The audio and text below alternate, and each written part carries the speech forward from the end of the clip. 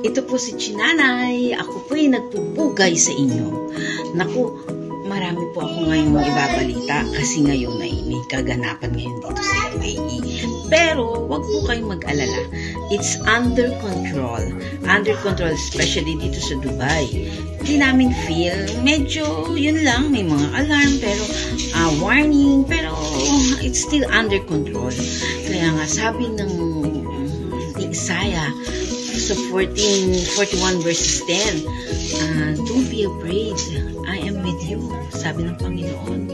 Kaya as long as ang presensya ng Panginoon ay nasa atin, sa buhay natin, hindi tayo dapat mangamba.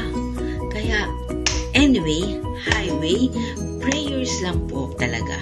Kasi ano ba ang laban natin dyan sa mga airstrike na yan. Although ang UAE ang Dubai ay masyadong attentive at nakawabang ang mga drone nila.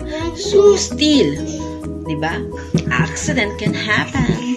Pero kung ang Panginoon ay nasa buhay natin, huwag tayong mangamba.